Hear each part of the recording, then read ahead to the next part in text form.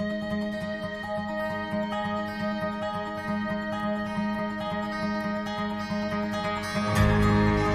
lot can happen over the course of 15 years. People fall in love, get married, may or may not have kids. Cities transform, fall on hard times, and even harness some of the good times. Investment is made in downtown cores, and hockey arenas are reimagined and built where a casino and bus shelter once stood. My point? Change marches on. Unfortunately, some things remain the same. The Edmonton Oilers have qualified for the playoffs 3 times over 15 years. 3 times. Now, they did reach a Stanley Cup final in the second round of the playoffs in those 15 years. Flames fans. But let's face it, this is not a franchise used to winning over the previous 2 decades. Some say 3 times the charm, and well, you look at that. It's the Oilers' 3rd time qualifying for the playoffs in the time period I chose to make this intro work. And hope springs eternal. Oilers fans everywhere are planning their arguments about why the team can win. We have the best player in the world, a German scoring machine, improved defense, and a plus-minus not seen amongst those top players ever. Mike Smith looks great. But wait, these are the Oilers. Mike Smith's gonna get hurt. Connor's gonna get cold. Toronto has our number even if we get past Winnipeg. You get the Bens listening to it all. Or is it just the voices in my head? The playoffs begin on Saturday, May 15th, and arguably the most difficult prize in sports will officially be up for grabs. My liver is prepped, and I'm ready to cry once more. Welcome to Those Canadian Lads. Brad, how are you doing this evening? Journey 16W begins a week from tonight, Jeffrey. How am I? You're asking, how am I? Well, let me tell you how am I. So good right now. So good. There's no Connor. Nope. Connor hasn't broke his leg. Mike Smith hasn't pulled his groin. Everything's fine and dandy right now. Only one more game to get through on Saturday afternoon, and then Journey 16W starts for the Edmonton Oilers. How are you, bud? I'm great. Obviously with changes in regards to the restrictions here in Alberta, I have decided to work from home more often than go to the office, limit my exposure to my team, of course, but that allowed me to watch an Oilers game at 3 p.m. today, which probably threw me off, to be honest, more than anything for this evening's podcast. To me, it should be midnight now because I watched a hockey game and sat around for another 2.5 hours. It is a very disturbing feeling that you haven't even cooked dinner yet and the game is almost over, right? Like it's, if you're an old person, like in your 70s or 80s, you're getting ready for bed. So it works, right? But, right now for us young, late 30, early 40 folks, it's time to get the night started and ramp up some podcasting for a Wednesday night. So pretty pumped, bud. I'm pumped too. Like we're gonna dive into some playoff action, which will be great. Some predictions will be made, but I do have to point out that this is gonna make me sound like an old man. But when in the fabled past, when you were able to go to games, some won't remember those times. Remember, son, when you could go to a hockey game? But there would be a Saturday game at 2 p.m. and I would make dinner reservations at one of our favorite places downtown for like 6 o'clock. Get out of the Oilers game, go have dinner, Uber home because now I've been drinking since 2 o'clock and probably had 2 bottles of wine at dinner, and I'm in bed at 8:45. It's a miracle of a Saturday. That's a great day. Imagine if you get to do that again. That's amazing. As I said, fabled times. We'll have to see what happens with that. So stop the spike. Stop the spike. So, as you were alluding to, we are on the precipice of another NHL playoff starting, and right now, nothing has gone wrong for the Oilers. They just have to sneak through a Saturday game against the Canucks. The Oilers, they're not pretenders, as Rasmus Anderson once called them. They're the real deal. North Division, second place. They got off to a bad start. If they wouldn't have got off to that bad start, who knows where they'd be sitting right now today. I'm not saying in first place, but you never know. But that being said, this is exactly how I wanted it to play out. So let's take a look backwards. Let's go back in the time machine. Sure. Every time the Edmonton Oilers have played the Winnipeg Jets in a playoff series, they have gone on to win Lord Stanley's Cup. Did you know that? I could not recite that fact per se. I knew you were going to bring up the fact that they're playing the Jets and how much the Oilers have owned the Jets in historical times. As I pointed out in previous podcasts, none of these players were alive back then, but yeah, sure. The omen looks good. Last time, 1990, buddy. Mark Lamb, 2-game winners, coming back down from 3-1 against Mo Mantha's Winnipeg Jets. Baba Senzaza in net for the Jets. It was a glorious time. I was 10 years old. Yeah. Now it's Connor's team. And the lore, the ownership of the Winnipeg Jets will continue as they've been backing their way up through the NHL season into the playoffs. They've stalled the truck and they're just creeping in. They better get off to a quick start because this series could get done quite quickly, and I hope so because we need our rest against the Toronto Maple Leafs. Yeah, I do. Had in a normal time. You erase what's been taking place in Winnipeg over the last 14 or 21 days. And I would say that, yeah, this could be a really good matchup.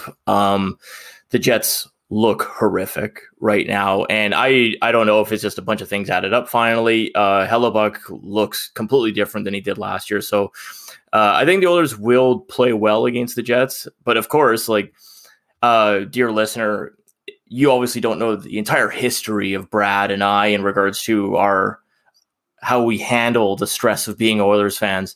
Brad is the eternal optimist. He is excited. He is always ready for their next win. I, on the other hand, am once bitten, twice scorned. I just expect the worst, but I do believe that the Jets will fall to the Oilers in that series. I just want to feel hatred towards another hockey team. And you can't really do it during the regular season other than Calgary. But once that puck drops on Wednesday night next week, I'm going to fucking hate the Winnipeg Jets for at least 5 games. They're dead to me. Dead. They can go to hell. Their city doesn't even have an airport, apparently. I like how long that's lasted for. I love it. Fucking Winnipeg. It's a friggin' butt mark on Canada. I don't think I can hate the Jets. Mainly no, you can. Don't say that. You're gonna fucking jinx the team. My hate has nothing to do with it. If my hate, if my hate had effect on this world in a positive sense for myself, I'd be rich. Because I hate a lot of things, and it hasn't worked out for me. You gotta hate though. It's playoffs. Whatever comes out of that Toronto Montreal series, though, I despise both those teams. So don't worry, the hate will come in the second round. That's very easy for me. So, oh man, but what if they don't make it out of the first round? Oh, I know that is sitting in the back of my head. I'm not dumb to the fact that the Oilers have let us down. They only let us down last year in the bubble. In the play-in round. The play-in round wasn't even the playoff. We didn't even get into the Stanley Cup playoffs. Yeah. And that was a huge letdown. So, but it's different this year. I'm hopeful. There is something about that though, where you're like, yeah, you can be excited about your team and think that, oh yeah, this is going to be a cakewalk at least until the second round. But I will admit, if you cast your mind back to 2006, where I think the Oilers had beaten Detroit, and if Calgary had won their series against Anaheim, I'm going on foggy memory, they would have played each other. And for my friends who are Flames fans, I was like, this could be either fantastic or I'm going to have to kill myself. I don't know if I'm ready for that in my life. I'd have to hit the treadmill and do a little jogging before a playoff series between Edmonton and Calgary. Get the heart stronger. Don't want to end up having a backup, a clog up in the old heart. But I'm ready for the Winnipeg Jets. This is the team I wanted.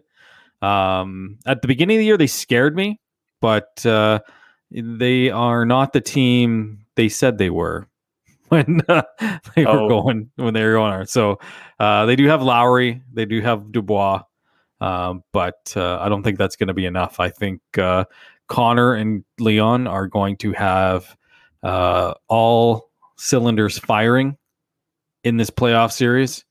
We're going to find a unsung hero, and I think his name is going to be James the Real Deal Neal. He is waking up at the right time. He is going to be the unsung playoff hero. He's going to be our John Druce of the 1990 Washington Capitals. The Fernando Persani of the 2006 Stanley Cup. Can we keep it within the last 2 decades or something? No, references. John Druce. Somebody had posted a video, a picture of a VHS tape, and I had this VHS tape, and they're like, "How many times did you watch this?" It was called "The Quest for the Silver Dream," and it was the story of the 1990 Edmonton Oilers and their journey to win the Stanley Cup. I had watched that video, no word of a lie, at least 100 times. 100 times. I can visualize that fucking movie in my head. That's how much I've watched it. I don't think I can honestly say I've ever seen that video. Oh, we got Oh, it's so good, Jeff.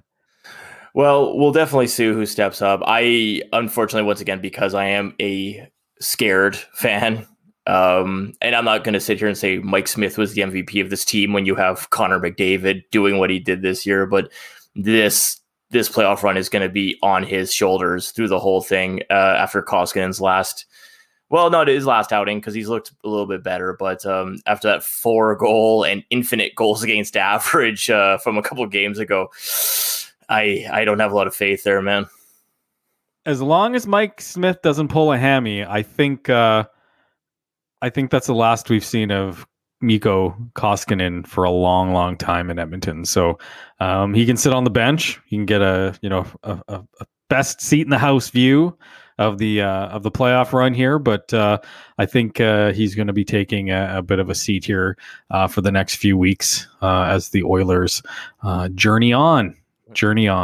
And I think it's good, pretty fitting too, because I agree. I don't want Koskinen anywhere near the net, but I do believe it's Winnipeg where the backup goalie has to go sit on the other side of the rink. Oh, it's perfect. They don't even have to see him. They look at him the whole time. That's the problem. No, he just has his cap on, and he'll be sitting there just all sluggish, taking shots, knowing what's going on, taking shots of vodka.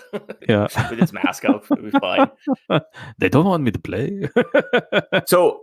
Obviously, it sounds like we're fairly confident that we're going to see the Leafs and Oilers in the second round. Oh, my God.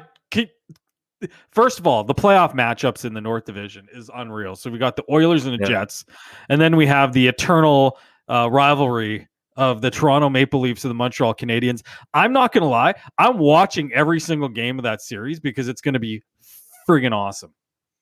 See, I don't know. I'll catch it when I can, but because we haven't seen a lot of the American teams, I'm almost more interested to finally catch some of those games as opposed to the Leafs and Canadiens play. Yeah, it's the Leafs and Canadiens. I know, but I've seen the Leafs and Canadiens all fucking year. I want to see a team I haven't. Have you seen the Florida Panthers play once this year? Never. No.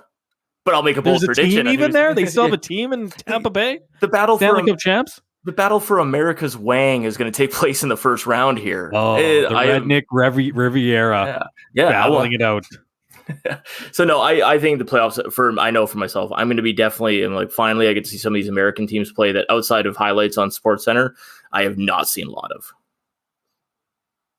of. You know what team scares me in the States? And I've seen a little bit. They play a lot of their games on Sportsnet. I find is the Las Vegas. Not Golden Knights. The Golden Knights of Las Vegas, Nevada. Well, I think that standing, I don't know, maybe at the time of this recording, it's finally been decided, but I know Colorado and the Knights still have an opportunity to swap back and forth. So what do you think is going to be happening though? Let's say that it stands as it does now. The Knights are playing the Blues. I'm assuming based upon your comment to being fearful of the Knights that they'll walk right past St. Louis, right? That's a 4-game sweep. Yeah. Okay. Yeah, I'll take that. That's a sweep. Yeah, Vegas is they're dangerous. They're set up. You got Petro on the back end. You got a solid top 6. You've got Fleury and net. It's a good mix, bud. Yeah, outside of, as I said, I am a closet Colorado fan, so if they do match up in the playoffs, I got to switch allegiances. But if Fleury anytime a player like Fleury, who's scorned by his previous team and deemed to, no, that guy can't play much longer, we don't need him, and then he just takes the Knights to the Stanley Cup final, battles his own problems in Vegas where they doubt him themselves, and then he has a fantastic season this year and potentially will take him far. It's a great story regardless. Yeah, that's a team that scares me out of that division. But we'll get back to our predictions. I don't want to show all my cards here right off the get go, but I think that's a pretty telltale sign of what Vegas is going to do in the playoffs. But the cool thing is, though, Jeff, is that one team out of Canada is going to make it to the Final Four. Yeah. I don't know. I kind of it feels not earned.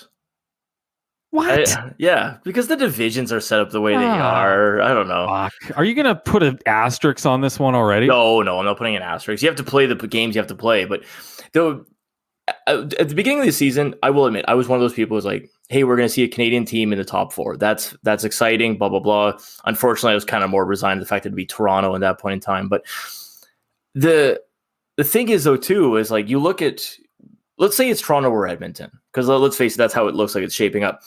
And you go back to the traditional divisional settings. Would any one of these teams have made it into the Western Conference or Eastern Conference final? And I think that question becomes a lot more muddied because of the previous divisions they were in. I don't know. You look at Edmonton being in the Pacific, the only one they'd have to get through is Vegas, and that's a tough out. But I don't think that's out of the realm of possibility for the Oilers, because the other teams in that division are fucking shit. The California teams are garbage. Bad. Yeah, the California teams are bad. Vancouver looks bad. Calgary looks bad. Yeah, they would have been murderers. It used to be murderers row, and now, to be honest, the Oilers are leaning towards that new team of being part of the new murderers row with Vegas and Edmonton, right? So, Edmonton's becoming strong. I am the eternal optimist, but I've been burnt so many times that I'm, that being said, this team is different. This team is channeling something different. They seem to be gelling at the right time, playing the right type of hockey. They seem to be coached properly, developed properly in their minor league system with Jay Woodcroft. They are starting to meld into that Ken Holland team now, right? They've had a couple now, a year and a bit under Ken Holland. This year was solely his team. He's been able to put some key pieces in place, and he didn't sell the farm this year. And now they're set up for hopefully a deep playoff run and some excitement going into next year with cap space and the opportunity to truly, cement themselves as a contender with the greatest hockey player in the world. Yeah, or they could flub it. Jesus, man. I'm your anchor. I just make sure you don't. You just make sure you don't float away. You know what? The Oilers going to win the cup one year, and you're going to be like, well, the parade's there's going to be rain at the parade. I'll be standing out there in the rain. I obviously would be very excited if the Oilers won. I just limit my expectations. I manage my expectations. Jeff, if the Oilers win a Stanley Cup, I'll lose my mind. No, you will. Know you. You'll fucking literally UFOs or Stanley Cup win. That toilet is getting ripped out of the floor. Well, that's what I said. I said I would lose my mind. I think wrecking my bathroom is losing my mind. Actually, I'm coming over to your place and I'm going to wreck your deck. What are you doing with that lighter fluid? I'm burning your deck down. Yeah. Hey, you promised putting your TV outside, so I get to come over and get excited on your decks. Prepping, buddy. It's prepping. We just need get-togethers to start happening again. We need to stop the spike. Stop the spike. Yeah. Okay, so I buy your argument that the Oilers, based upon the previous division. Yeah, you're right. I discounted it a little bit too much. I do wonder if maybe Arizona would have looked a little bit better based upon playing different teams, maybe beating up on Calgary and Vancouver a little bit. But at the same time, yeah, you're right. Edmonton would have been in the top of the class there. So you're fucking A rights, they would have, bud. Okay, but what about Toronto? Toronto. Toronto, I do not, honestly, based upon like what the Panthers look like, Bruins, Lightning, I don't think Toronto would have looked very good playing those teams 5 or 6 times over the course of a season. So, or at least I think they would have been brought back down to earth. So That's a tough one because they're not the Leafs of yesteryear, like last year. They are the new Leafs. Joe Thornton, Wayne Simmons. They've got grit. Jason Spezza. They're a different team. Matthews has got an ungodly shot.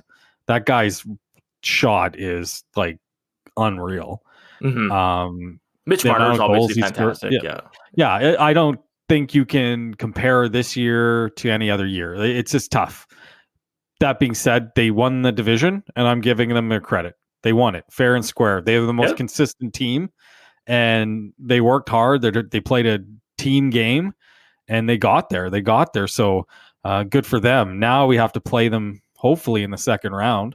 They got to get through Montreal first, and Montreal's a cagey team. They scare me. That's the team I didn't want. Well, it'd be awesome if Montreal does knock out the Leafs.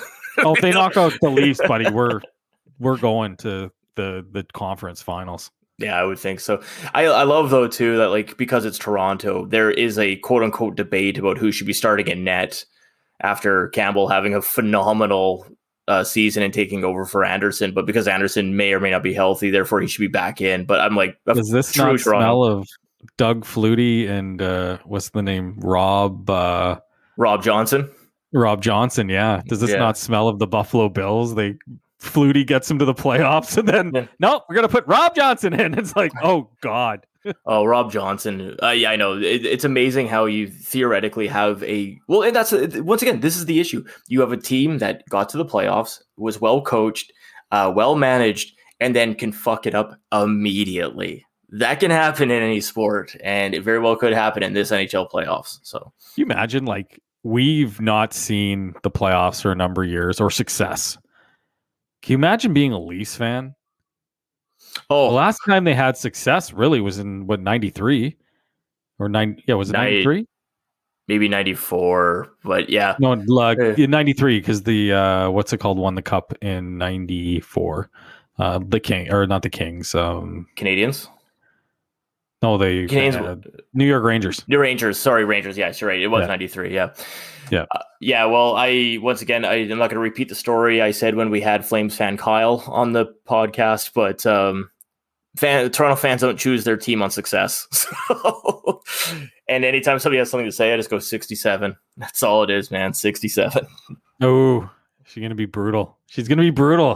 Fan bases in Canada, though, going up against each other, Jeff. This is going to be fun, right? Like, I'm kind of excited because, like, Winnipeg fans are pretty passionate, and I think there's going to be some kind of cool stuff coming out with the fans during the playoffs. I've already seen cars going through the city honking their horns.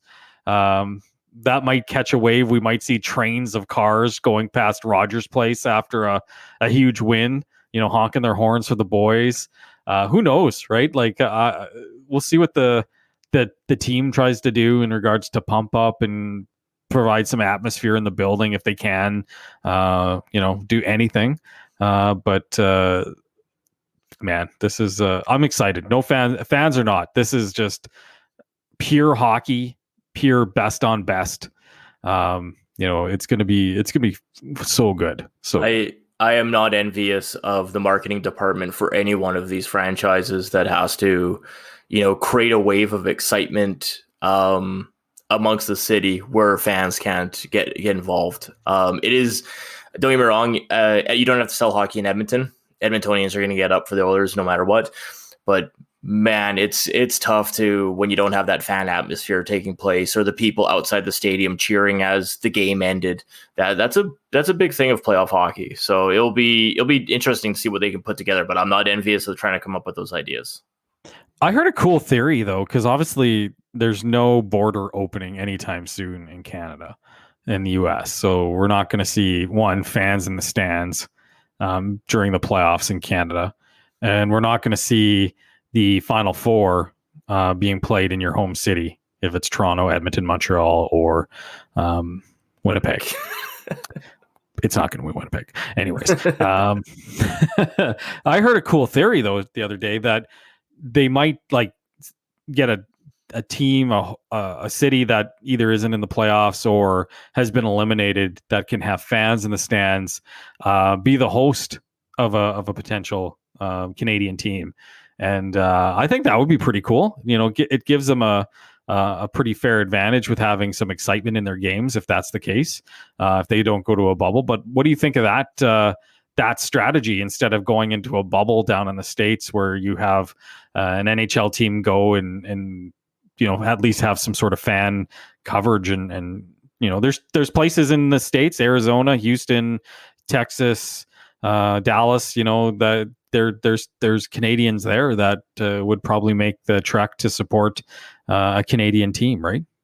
Yeah, that's better than a bubble, in my opinion. I don't know how scared the league's going to get as they get closer to their Final Four and trying to decide if they do have to limit how much travel and how much exposure the teams have to go through. Quite frankly, if it is the Oilers going down to Arizona and claiming either Arizona or Dallas as their home stadium for the final 2 rounds, I think that's great. Obviously we're not going to be there. But if they do have some people in the stands, and like you said, Phoenix is full of Canadians, Texas is full of Canadians, and you know what, it just might be, it's just think about how much easier it would be for the teams to travel and not have to deal with everything. Just go to one of those states that just doesn't seem to care anymore, is opened up, and let them go about. The team will be smart about not exposing themselves where they don't need to be exposed. Tallahassee, go to Florida. Yeah. It's open. It's wide open. Oh, I think actually every state we named is wide open. Even California is pretty much opened up now. Isn't that wild? I know, when you think about it, was like the most locked down area, and then Canada's doing Canada things. But no, as I said, like and especially when the NHL has come out and said, well, the American teams that have been vaccinated, we're not going to have as tight restrictions on them. I don't know what the status of the Canadian teams are. I can't imagine that they're fully vaccinated. But hey, you want to go be able to play down in Dallas, and we'll let you kind of free wheel it down there? I say go for it. So, yeah, I don't think the Oilers can all take access of vaccinations now. So we'll see what comes down the pike with that. They get their AstraZeneca in their arms, or their Moderna, or Pfizer, the champagne of COVID vaccines. Well, I don't think anyone's getting AstraZeneca anymore. So it doesn't matter where you live in North America. That poses a problem for me, Jeff. But anyways, that being said, no, the playoffs, I am so pumped to see what's going to come down the pike here in a week's time, Jeff. We're a week away from the Stanley Cup playoffs. Well, actually, it's Saturday. Bruins play on Saturday, so you can already we can get prepped. But the Canadian team is really important here. Okay. All right. So what do you think's gonna transpire over the course of this playoffs? All right. So let's break it down. Let's give our Canadian lads playoff predictions as of the first week of the playoffs, because it's Wednesday. Playoffs are starting Saturday. Where do you want to start? What division? Well, at the top of my list is the East, so let's do that.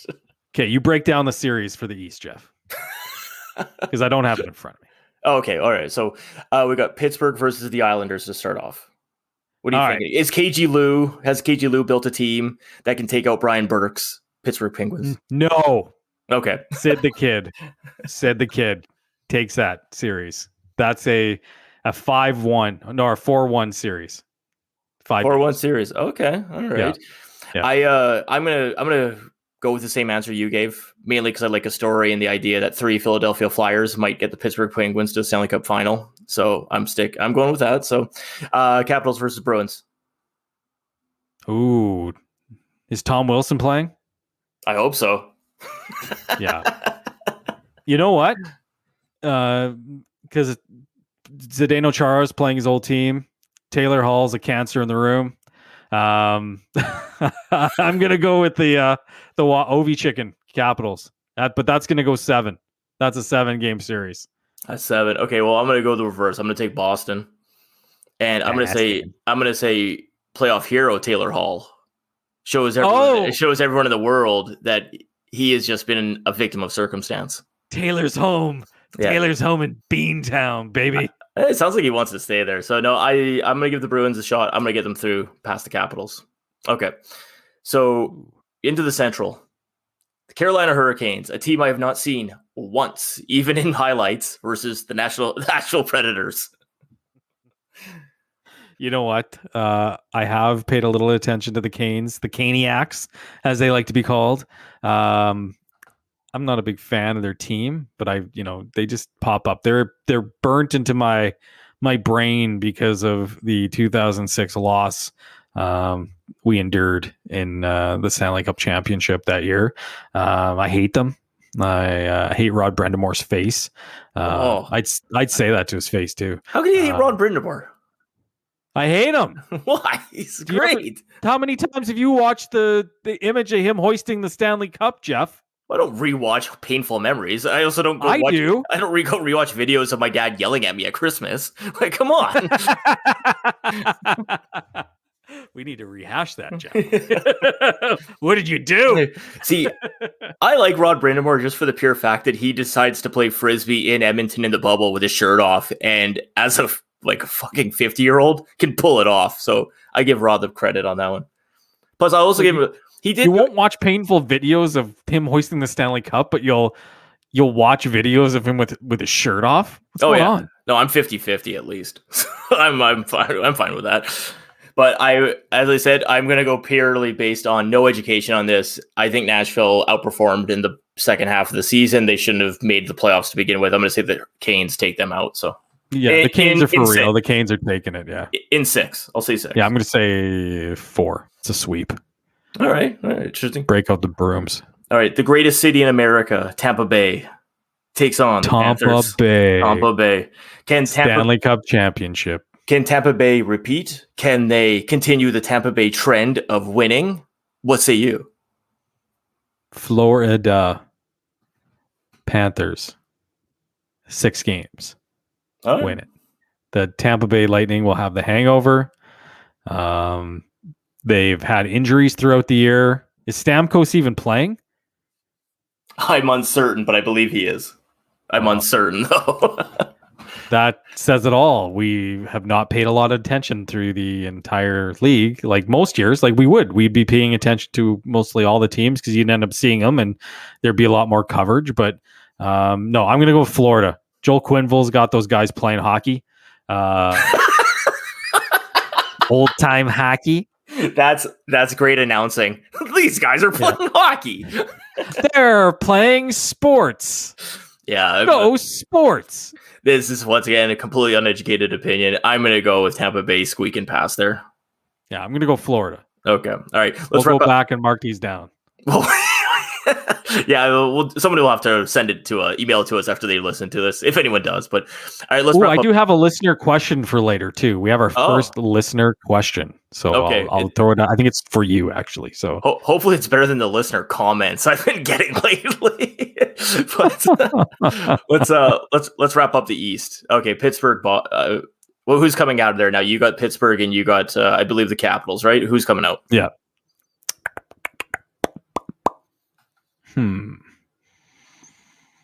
I would say the Capitals. Okay, well, I'm going to go with Pittsburgh. So we're going to...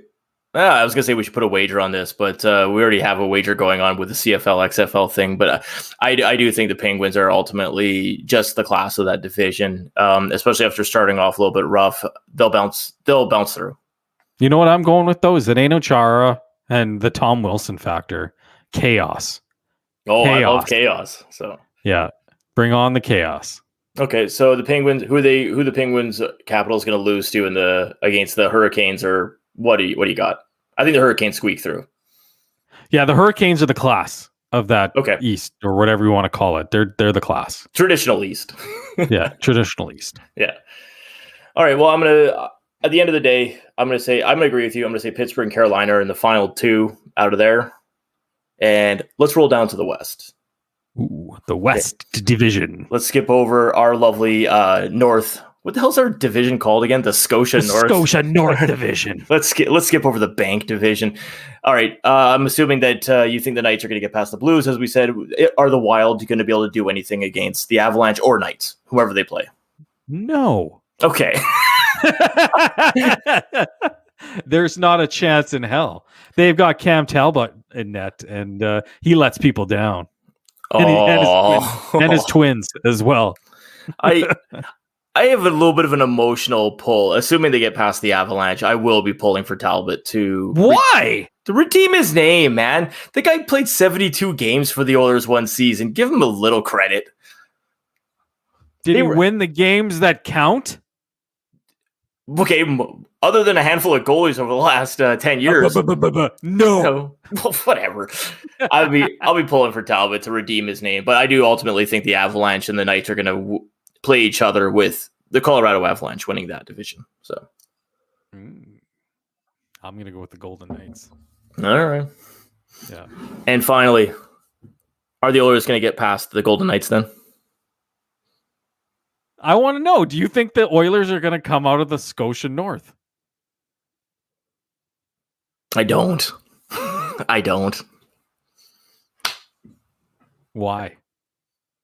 Because of the Toronto games I watched all season. Because of how many times I watched Toronto just completely own the Oilers. I don't know why certain teams match up well against other teams. I think Montreal about 3 weeks ago looked like they'd figured out a game plan against the Oilers. That's fallen apart on them. But Toronto almost didn't falter when they were playing the Oilers. No matter what the Oilers tried to change up on them, Toronto just seemed to take them apart. And even times when, I think it was right when Anderson went down and Toronto was cycling through whatever goaltenders they had, they still held the Oilers at bay. And I think that's going to continue on in the playoffs. Jeff, have you ever heard the term rope-a-dope? Yeah, you saying that Tippett planned this like four months? Planned. This is planned. Oh, okay. They leaned back on the ropes. They took a few haymakers, few pumpkin busters to the head. They just laid back. They're waiting. They're waiting in the weeds for the Toronto Maple Leafs. Connor is going to have his coming out party in the playoffs against Austin. You understand that the whole rope-a-dope thing and boxers feeling each other out in a fight isn't over a 5-month season, that it's over a couple rounds like Canelo did on Saturday in the first. But hockey. It's not... Okay. All right. Well, then you have the Oilers beating the Knights then. In your crazy world where the rope-a-dope plan was planned since... Well, we don't know who they're going to play, Jeff. We don't know who the Oilers are going to play because of how it's set up. That's the whole point of this freaking conversation about the predictions. No, we don't know how in the Final Four who they're going to play because it's all about their points percentage. Oh, right. Yeah, you're right. That's a stupid rule. That's dumb. Anyways. The Oilers will be coming out of the North Division. Okay. It's going to be 7 games against the Toronto Maple Leafs. It's going to be epic. We're going to see overtimes. But the Oilers are going through. They're going to go to the Final Four. And I'm just going to hold my predictions until they get out. Because I've had a vision. Look. If somebody's asked me which one of us drank based upon the nonsense you talk about on this podcast, I'm going to say I wouldn't be able to defend it. I'd be like, no, it clearly is Brad compared to me. I think the Coke Zero has fried my brain. A vision. But... So what you woke up dreaming? You got something to share? No. I have a weird premonition. You have to write it down and put it in a sealed envelope somewhere because otherwise, no matter what you say, I saw this coming. That's total bullshit. All right. So maybe it's just hopeful optimism. All right. Well, so you've reserved your chance. You've reserved your picks. That's fine. I'm totally good with that. Obviously, as the playoffs roll on, we'll revisit this and see if your vision is coming to fruition. You want to make a choice who is going to win the Stanley Cup? My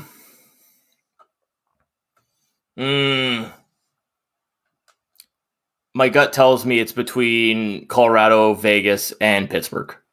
Okay. That's my gut. So okay. You? I can't say. It's a premonition. my God. All right, we're going to have to switch gears slightly while we wait for your premonition to come to fruition. Before we jump off the Oilers talk, though, I don't know if you've heard rumors of Adam Larson getting a 4-year deal. Obviously, I don't think money has been leaked out or like that. What are your thoughts on Adam Larson sticking around for their 4 years? I love it. Good. I've nicknamed him the Terminator. He is a perfect player for this team. You know, going back to the Taylor Hall thing, you know, people didn't want to see Taylor go, but we got the shutdown defenseman that this team desperately needed. You know, right shutdown defenseman. Not sexy by any means, but he does his job and he does it well. And in this team, with this team now, he is the perfect player on the back end. You know, sign him up for 4 more and let's keep going. Well, I will disagree slightly and say that Nurse is probably the better player for the back end currently, and I think he will be locked up for some time as well. But they're two different players, though, Geoff. Yeah, but I'm saying Nurse is the perfect player, not Larson. No. There you go. Larson, I do like Adam Larson a lot. I've spent a lot of time defending him to people who apparently are unhappy with his ability to move the puck. I think this year he did correct that a little bit. And, all care and thoughts towards Adam Larson and the tough situation he went through last year. I think he obviously got his head straight. And let's face it, when you lose a family member like your father, that's a tough thing to go through. And who else knows what was cascading down on him. But, he has had a fantastic bounce back season. Looks great. They lock him up for another 4 years. I'll definitely not complain. You know who I'd keep? Ethan Bear. That guy's awesome. Oh, did you watch the game this afternoon? Did you catch it? I had it on in the background. Oh, Ethan Bear and Caleb Jones looked like fools on that third goal by the Canadiens. It was horrific to watch. They're this year's version of the. They're not Dick Tarnstrom. Gas can and a barbecue lighter. That was Dick Tarnstrom and Bergeron. They are not that. I'm not buying that. These two are good. They do have some pedigree. So yes, it's exciting. I have to go to our listeners, our one listener who's asked a question. So thank you, dear listener, who has asked a question. But they wanted to get your thoughts on Tim Tebow potentially joining the Jaguars as a tight end.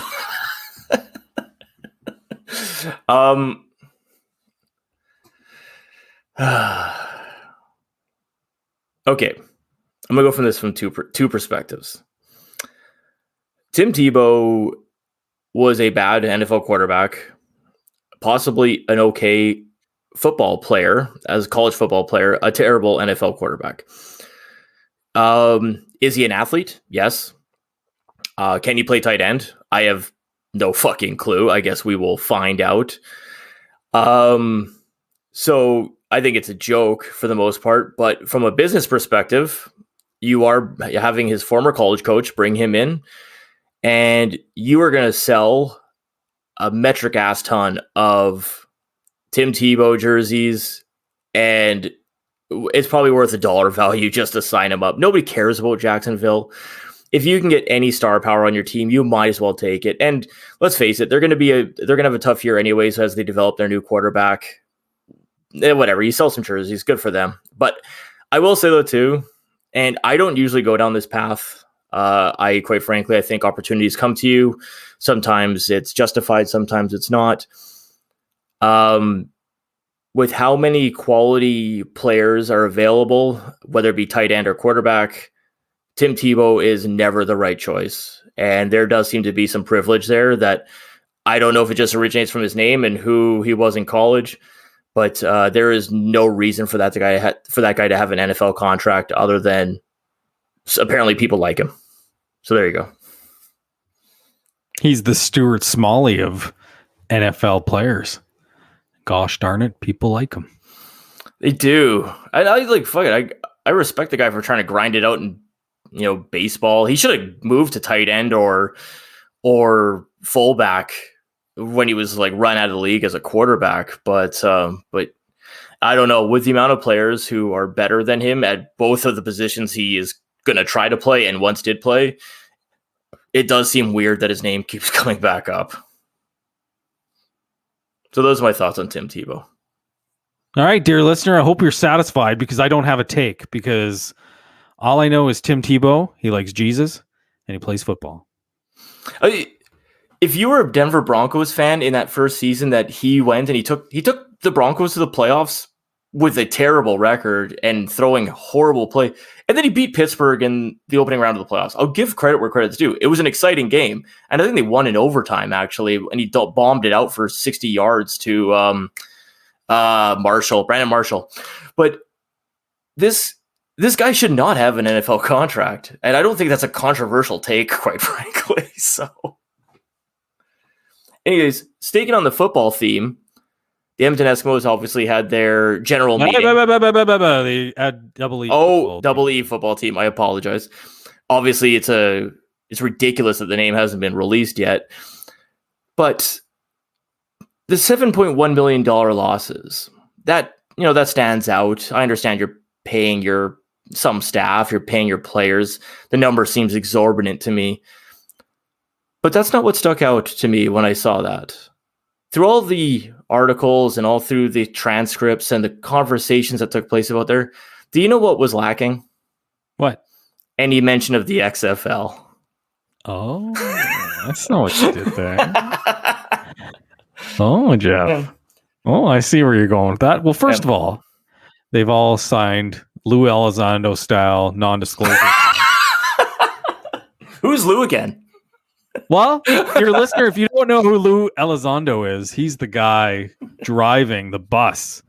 He is the pioneer of the UAP UFO phenomenon. He's the guy who's out there, fighting for all of us little guys in the UFO world. Yeah. So, but first of all, they all signed non-disclosure agreements. This is a business strategy thing, man. They're building behind the scenes the next big league with The Rock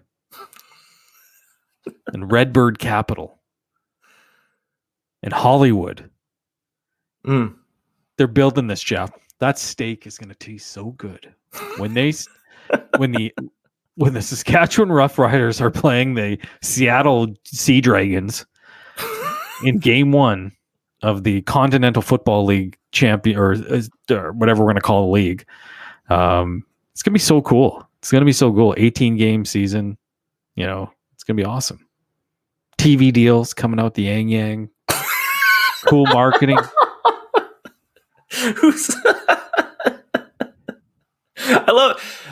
I want every listener to understand that I do make fun of Brad for his optimism, but I do it from a place of love. Because I do like you're like the yin to my yang when it comes to this type of stuff. I like your optimism for everything that you believe in. So, do I believe it? Maybe, but I do think there's something cooking here with The Rock. Okay, all right. There's something cooking here. So, but they're not going to talk about that in their general meetings.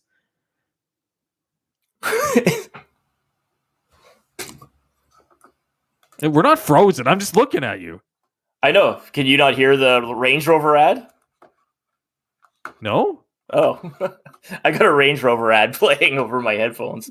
Well, Range Rover isn't a sponsor of the show, Geoff, so we cannot hear that. Oh, that's really weird. Oh, actually, sorry about that. Yeah. Apparently... Sorry, dear listener. I'm not editing this out. I don't know if anyone else is going to hear that, actually, but that was really interesting. I started getting baseball highlights brought to me by Range Rover while I was sitting here. So I had to locate that tab really quick. Okay.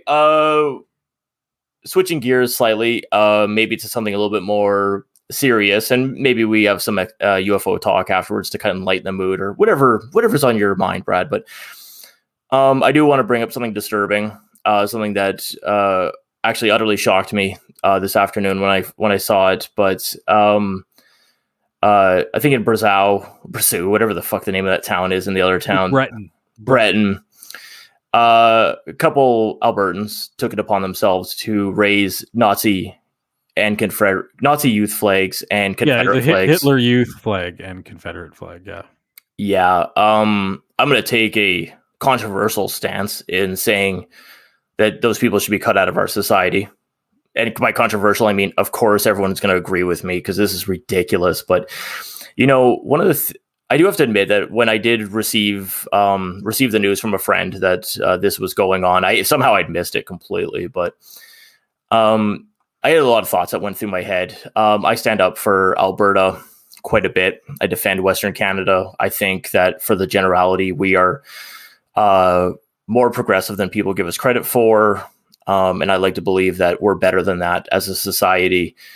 But if you want to be on the fringe of our society and you want to go do that type of hateful things, and I'm a proponent for free speech.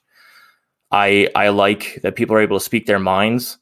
This is more than just that. This is an attack on the society and the values that we hold true in Canada and as our society.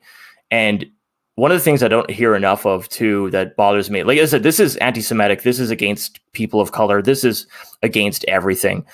It's also a spit in the face of the Canadian soldiers who went to war and fought and gave up their lives to preserve freedom on this planet. And I think I speak for everybody when I say, you go fuck yourself. It is unacceptable. And feel free to swallow a bullet whenever you choose to. Oh, well, I can't argue with anything you said. When you were talking about it, and when I'd seen it, the things that kind of went through my head are the images of the Holocaust and just the terrible things that the Jewish people, so many people that were murdered in cold blood by the Nazis in World War II. It's scary to think that somebody would think that's okay, and it's scary to think that there's people out there that have these viewpoints still, and it's disturbing, to be honest with you, to see that somebody would think that that's an okay thing to do. Obviously, they've got some severe mental health issues, and they need to maybe figure some things out in their lives, because Alberta is progressive. Alberta is moving in the right direction. You might not see it when you go on Twitter with the divisiveness of multiple sides, but at the end of the day, we're all brothers and sisters in this province. Our parents, their parents, multiple generations have built this beautiful place in society where kids can go to school safely, get educated, become lawyers, doctors, electricians, pipe fitters, boiler makers, be respected at all levels of society. I'm not sorry if I'm painting a picture of Alberta as a great place, but I truly believe it's a great place. It's diverse. We have a very diverse, culturally different society. People are accepting. And then you have hopefully a very minimal amount of pieces of shit out there in society who would think this is okay. And to be honest, I want to move on. I don't think we need to talk about this anymore, because, to be honest, I'm sorry to drag it down a little bit. I just it was something that maybe it did shock me. Maybe it was something I didn't expect. And as I said, I don't post my feelings online. But this is our platform, and it was something I wanted to bring up. So, and I think it's pretty safe to say, and I think most Albertans and Canadians, quite frankly, would agree with the stance, the thoughts and feelings that we have on the matter. But you're right. Let's move on to positive matters. Brad, we're coming up on close to an hour here. How do you want to wrap up the podcast this evening? Let's wrap it up with some exciting stuff coming down the pike with our favorite topic du jour. Sure. Coming up this weekend, there'll be a segment on the UAP topic on 60 Minutes, one of the most respected journalistic news organizations in the world.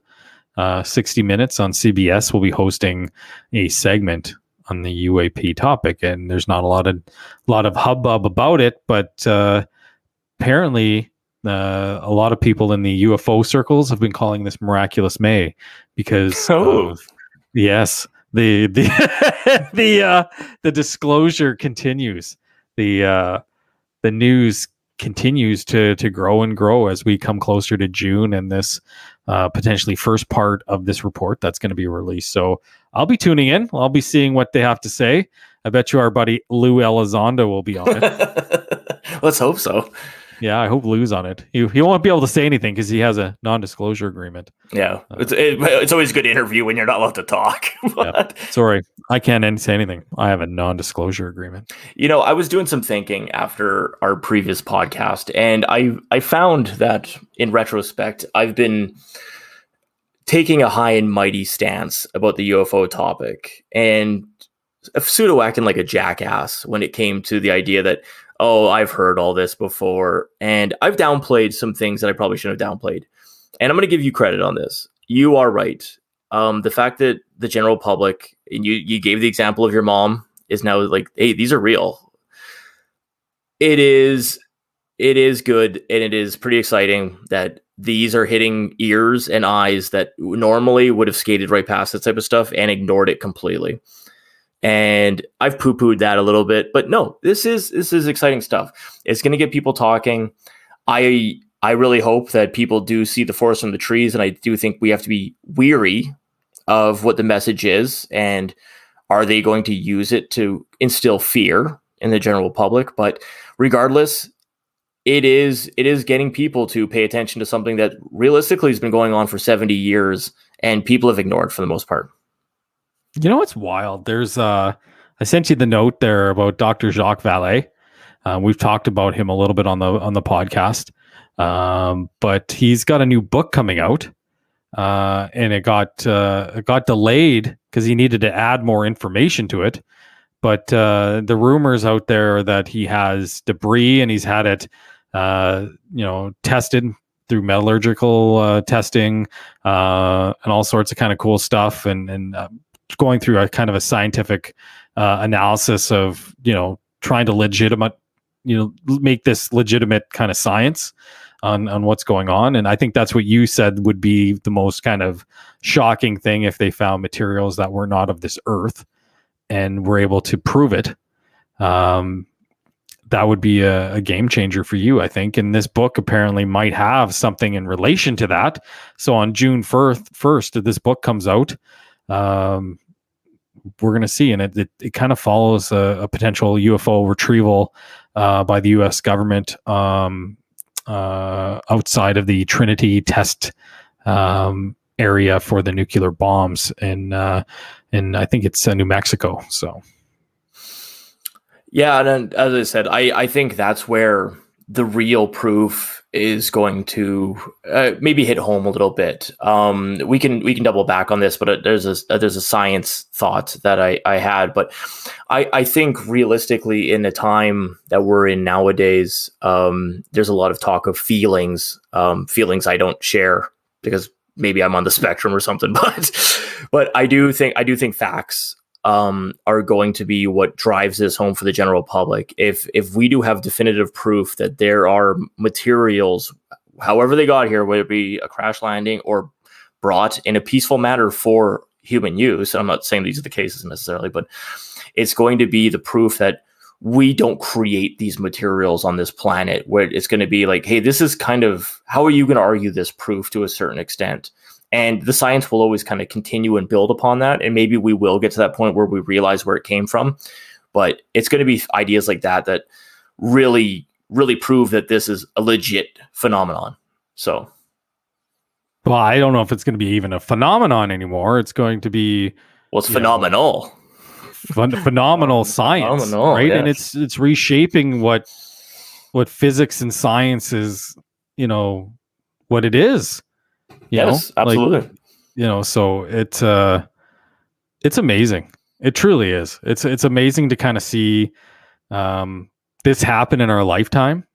You know, maybe it is black op, vehicles that the US government has been testing. Maybe it's things that we've already developed, but some of the pundits out there are saying no.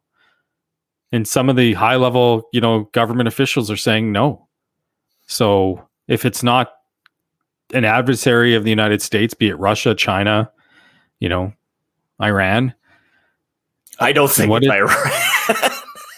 No, it's not them. I hate to downplay a country, but it's not them. It is interesting though. And dear listener, you obviously aren't privy to Brad and I's texts back and forth, but and I'm going to prefix this under the context that this isn't my true point. So I sent you the idea that the pyramid UFOs are in fact the TR-3B. Now, did you by chance look that up or were aware of that? I did look it up, but it's kind of fable. Yes. And so for the dear listener that doesn't know what that is, if you read up on this thing, the first line you're going to find is it says it doesn't exist officially. And the idea is that this human-made spaceship, it uses highly pressured mercury accelerated by nuclear energy to produce a plasma that creates a field of anti-gravity around the ship. And then conventional thrusters move it around, kind of like I don't know, what was that thing that ran over Jackie Chan in that Brooklyn movie? Hovercraft. It moves around like a hovercraft. This is how my brain works. But the point of the thing is like, and don't get me wrong, I know if you Google things and you look for things, it's kind of like when you're like, hey, I'm planning a trip to Hawaii. All of a sudden, all your advertisements are going to Hawaii. I'm starting to find like weird militarized vehicles that I had never heard of before are just popping up on the first page of Google whenever I type in something. So I think someone's listening. They are listening, and they want you to know more about what's going on out there. I think if in actuality, I might be the first time in ever that I watched 60 Minutes. So that was always just a boring program my parents watched. So if they're going to do a full expose on this, it might be interesting just to see what they say about it. You're going to hear like, yeah, coming up next on 60 Minutes, Lou Elizondo. That was always... He has an NDA. Yeah, that was always the noise I heard when I was a kid. I'm like, oh, fuck, change the channel. I was like, run! Yeah. Well, just get it. Put it onto another football game or something. But Mike Wallace. I did want to digress a little bit, and I apologize because this only popped in my head when we were beginning the UFO talk about this, and I'm going to get off the UFO thing. Unless you have anything else you want to wrap up about UFOs? No, man. Okay, this has been a very enlightening. We went from sports to white supremacy to UFOs. All right. So we're going to go into a little brief thing about science, and for the record, I'm not a scientist or even educated. It's the Science Hour with Geoff. Yeah. But one of the things I found interesting, and especially in today's social media, you see a lot of follow the science, the science, don't listen to anyone else, because there's a lot of falsified information out there. And I'll use this as an example. It's not just, I'm not saying it's false or it's not false, but obviously with vaccines, there's talk of menstruating women having different menstrual cycles to a certain extent. And then I'm not saying that's legit, but people are saying it. So it's like you have to do your research, and quite frankly, we're probably never going to know the true answer to that. I will point out, though, that I found it funny that I saw so many people going like, oh, you can't listen to people posting this on Facebook. I'm like, oh, so we don't believe women anymore. I think that's kind of against the message I've been getting for the last 15 years. But yeah, okay, fair enough. Yeah. But the one thing I did want to bring up here, and I'm bringing this example up as in regards to, it's not an attack on this individual. I actually really respect Timothy Caulfield. I don't know if you follow him on the news. He's with the University of Alberta. He's a writer. He's on the news quite a bit, especially about the COVID stuff. And he promotes the science first analogy. And as I said, I really respect Timothy's views. I like his tweets. I like when he's on the news. But I think I wanted to bring up an example where even the best intentions kind of fall flat sometimes. And the only reason I would have picked this up is because of my education and my interest in exercise. But he had retweeted an article from the Washington Post about how the 8 glasses of water a day aren't necessary, and that we naturally know how much water we want to drink by our thirst levels. And quite frankly, I'd follow that too. But one of the things that I noticed, though, is that you put that information out, you put that tweet out, and you just leave it as, this is the definitive answer on all things when it comes to hydration. Well, it's not. And the thing is he's just not showing the entire picture of what needs to be discussed. The correct answer is, if you're a sedentary individual who is working in an air-conditioned building and not exerting yourself, then yes, that's the level of hydration you should go for. You don't need to overdrink water and flood your kidneys. Or if you drink so much, you could swell your brain and kill yourself, which is pretty nuts, actually. What? Yeah.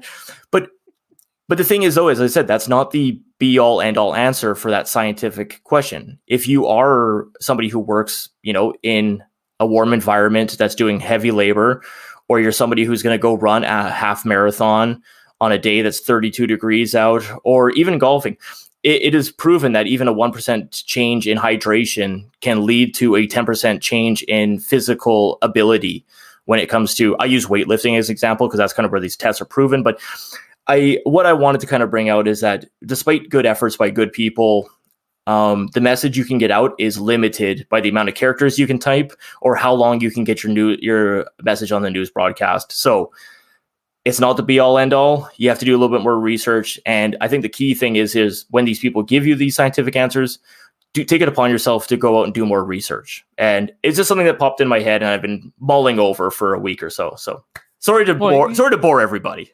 No, you make a good point, though. When you think about it, there's a lot of people giving their opinions on vaccines and different things, right? And if you only take the first person you see who gives you, something you want to hear, if you see something that pops up, it's like, hey, vaccines are bad, they're going to kill you.